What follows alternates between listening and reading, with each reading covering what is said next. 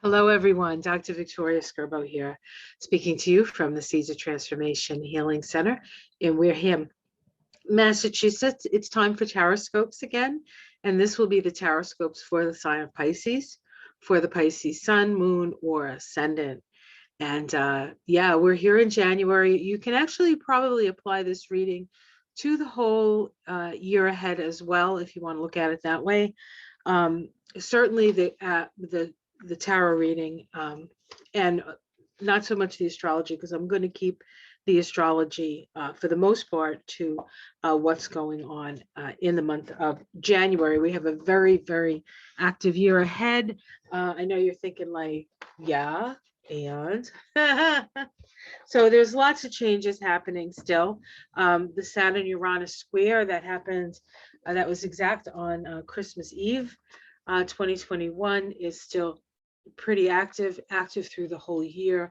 And if we want to start with that energy, the energy for you, Pisces, sits between your third house, which is your immediate environment. It's your siblings. It's early education. It's also the house of the mind, and so you perhaps have been being illuminated to ideas or thoughts that haven't crossed your mind before, and you can feel a little bit confused by that. At the same time, we have Aquarius.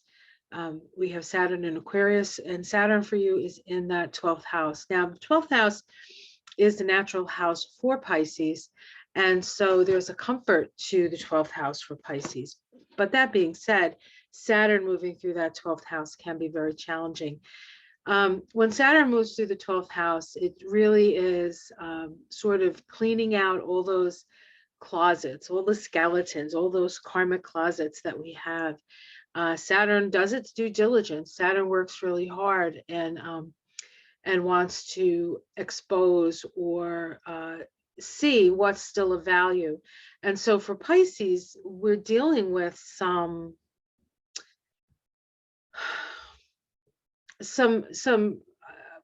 karmic residue, or perhaps some beliefs that you have about yourself that you deserve to suffer, or if everybody else is happy, you're happy. And sort of that self-negating quality that Pisces can have. Saturn brings that all up for us to see if it's still valuable to us. So it is a little bit of full exposure here with Saturn there, but necessary. And as Saturn moves out of the 12th house and then eventually moves into Pisces, it'll be a time to reinvent yourself, really. But right now we're dusting out some of those karmic closets, and with the square to Uranus, a lot of stuff from the past, from our childhood, truths perhaps that hadn't been exposed before, are being exposed. So be aware of that, Pisces. Of course, Neptune is in your sign always, right? It's been there for a while now. So we still have, so Pisces, to a certain extent, is becoming more Piscean in its way, more collective. And that can be confusing for already a sign that tends towards confusion.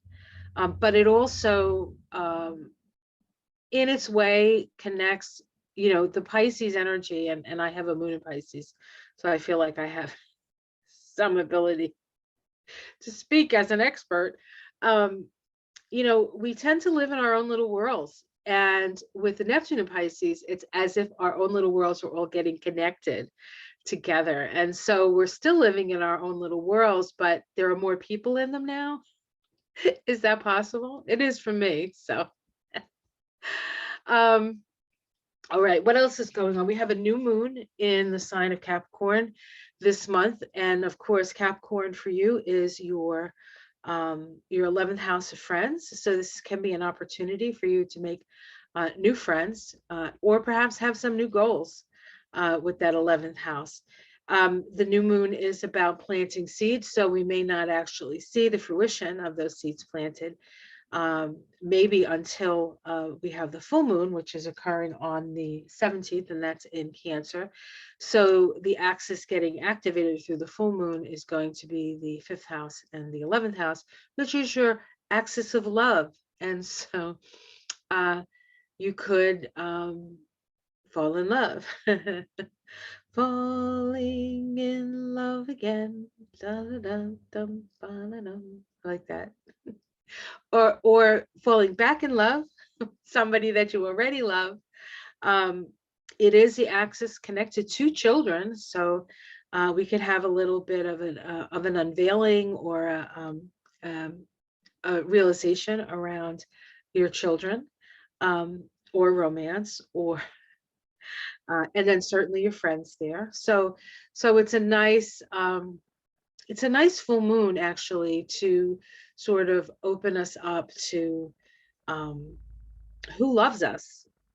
And that new moon actually is, the full moon, the full moon is conjunct, the sun is conjunct Pluto. So again, full exposure, a lot of exposure, but it's necessary exposure for all of us, really. It's not just Pisces that are getting exposed. An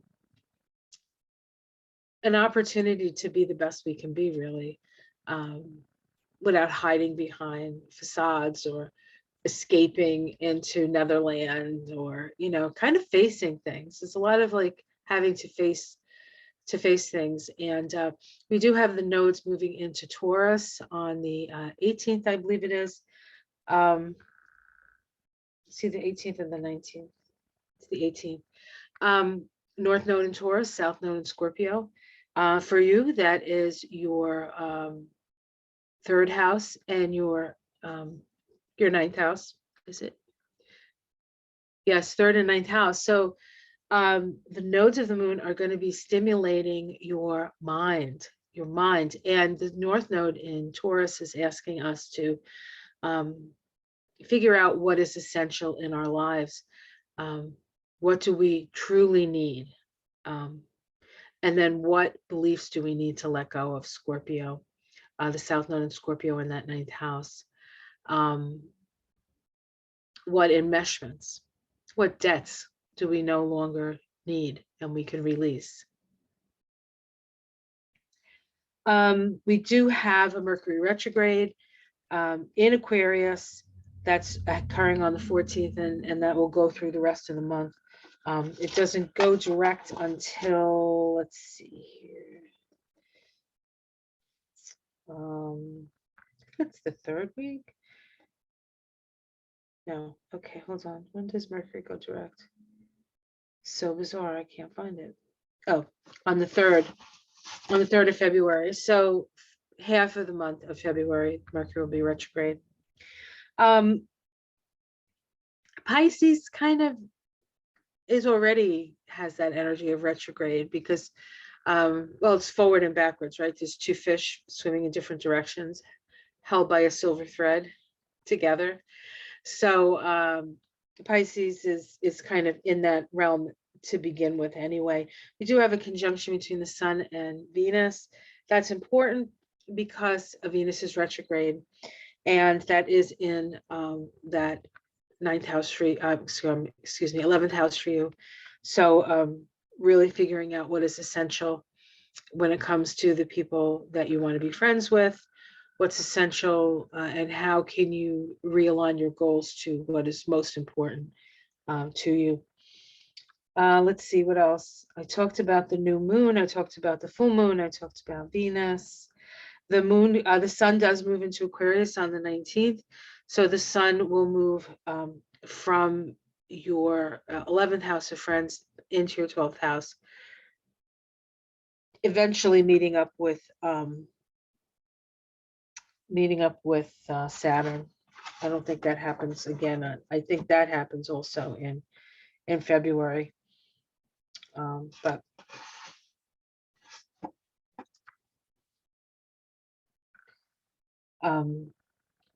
But that illuminates that 12th house. And so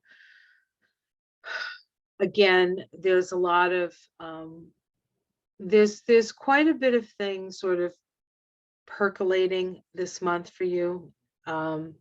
Not as much as what's percolating for Aquarius, but certainly enough. Um, and let's just see what else is happening. If there's anything else I wanna think that's important. Mars on the 11th, Mars in Sagittarius will be making a square to your ruling planet Neptune. This is a the square is a crisis in consciousness square, a crisis in belief, and of course we're dealing with Mars in Sagittarius, which is moving forward on our beliefs, square Neptune, which is our connection to source. So there can be some challenges in trying to figure out your new direction, because the old direction, your old energy, when it comes to spiritual matters at least, um, is changing and shifting. And so you change and shift with it. Although you are a mutable sign and you're pretty changeable, that's not usually your issue. It's easy to change. Sometimes it's hard to pin you down, but it's not really your nature. The moon's nodes moving into Taurus and Scorpio are actually is going to be a little bit easier than the last 18 months with the nodes in Gemini and Sag, because they were squaring you, Pisces. And so you kept getting challenged in that way. So now the nodes, there's more of a flow to the nodes. And so evolution actually becomes a bit easier for you than it has been in the last 18 months or so. So say last 2 years, right? Okay. All right. Well, that's, I think, what I want to say. Mars moves into Capricorn on the 24th. I don't know if I said that. Stimulating that house of goals, that 11th house and the house of friends. So you might find yourself a little bit more, not necessarily aggressive, but certainly focused to get some things moving and get some things started in your life. Now that the now that the grog of the holidays is over. All right, that's what I want to say about Pisces. Now we're going to do a card reading for Pisces. And excuse me a second. I have it on the floor next to me. I'm going to be using the Wild Unknown Tarot in honor of Pisces being ruler of that wild and unknown 12th house, right, in a regular chart. So let me shuffle these up. So this is a reading for Pisces Sun, Pisces Moon, and Pisces Rising. What is ahead for Pisces in January 2022? And maybe a little bit of information on the rest of the year as well. Why not?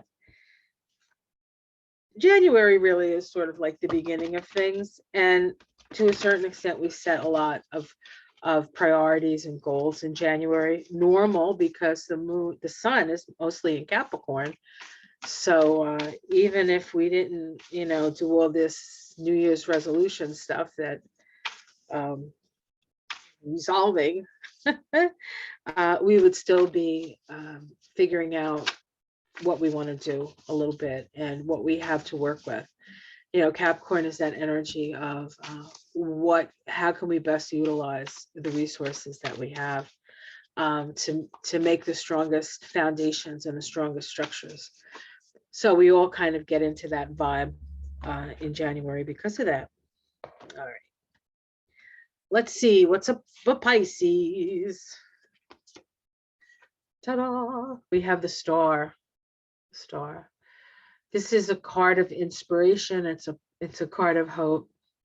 I tell you, hope does spring eternal for the Pisces. Let's see what's crossing that. Justice, balance. Let's keep pulling. Let's see what's underneath it. The Chariot. So things are really moving for you, Pisces. You're really sort of